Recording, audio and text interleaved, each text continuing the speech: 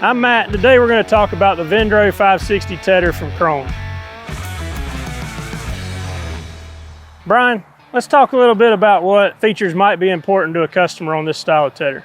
So on a small pulse type tedder such as this, I think what most people are looking for, honestly, is some versatility and the economics of it, and then hydraulic fold and tilt, so you don't have to get on and off. And you can see by this one, it does have hydraulic fold as well as hydraulic tilt. So once you set the tine height, you don't have to get back out of the tractor. You can raise and lower it, lock, unlock it into transport, move field to field.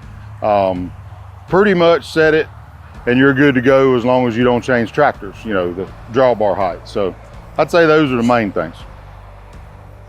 So as far as adjustment goes, and a feature that I think is pretty neat, tell me a little bit about the offset. Yeah, the end rows are oblique. So with a KRONE, you have one spot and it moves, and you see the black bar across the back.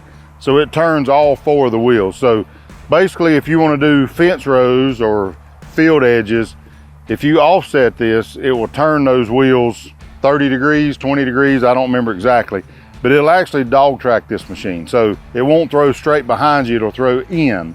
So a lot of the guys will move it most of the time from left to right, because traditionally you're looking over your right shoulder. So they'll run the field clockwise and throw that material in first round, then pull it back to the center and stay straight.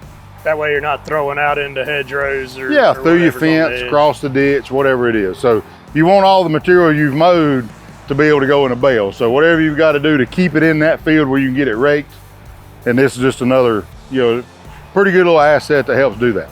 So I see different colored tines on the rotors. What's the different colors for? So what KRONE has done, and they changed it up a little bit with the new series, you'll see it's kind of a semi-hook tine. It's got a little bend to it, but the colors are basically left and right. So they counter-rotate towards each other, and that's all about direction. So the direction this turns, this coil is always winding. If it's unwinding, it's backwards. So they were just nice enough to color code it, so if you broke one, instead of having to remember, do I buy one that goes to the left or to the right, or clockwise or counterclockwise, you either got a yellow one or a green one. Really simple, but it's one of those little things whenever, your son or your neighbor's helping and they break a couple times and you send them to the parts store, they didn't know what to ask for. They knew whether they broke a yellow one or a green one. So pretty cool little feature. Makes that bit of maintenance just a little bit easier. Mm-hmm.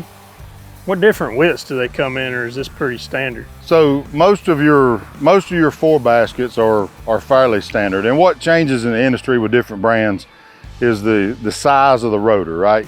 So most all your 4 baskets are 17 and a half feet den width, they call it, working width, because the very outside's never going to touch the ground.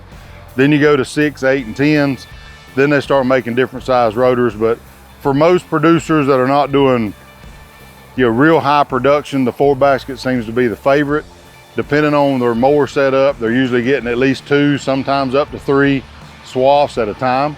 So they're trying to cut the passes down the field and save a little fuel. But these are run about 17 and a half feet working width is what it'll actually do on the ground. So the other thing you'll notice with these tedders, as well as some of the other the larger ones, is you'll see they run the larger tires. So in days gone by, everybody run a little, like a 6-inch by 4. These run the larger 8-inch tire. It's just a little more stability, especially when it's folded up going up the road. You don't want that little skinny tire to wobble all the time.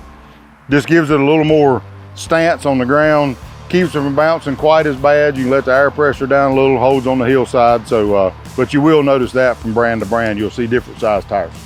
Just helps with bearing life. It's larger, so it's rolling less rotations. It's a little wider for flotation. So it's a nice beefy tire. A little bit better transporting it right down the road too. Absolutely. Can we talk about the driveline a little bit? I think they call it the octo. Yeah, so they run a finger drive in these joints, and you can see up in here, instead of having a U-joint, which some brands run, this runs more of a finger drive. What that allows this to do is, no matter what angle these arms are at on the end, it doesn't hurt it to run the PTO. So if you're on a hillside or a ditch and it angles down or angles up, it doesn't get that in a bind. If it's folded up and you forget and cut the PTO on, it didn't rip the gearbox out. You know, you don't want to run it like that, but it doesn't hurt anything for it to turn in that position. So it's a pretty good little feature. It's not something you have to maintain and grease all the time. There's no joint or cross to go bad, so you don't have any bearings in there. You know, it's just longevity and less maintenance. Thanks for joining us today as we walk through this KRONE Vendro. Stop by your local James River and get the equipment that'll match your setup and application.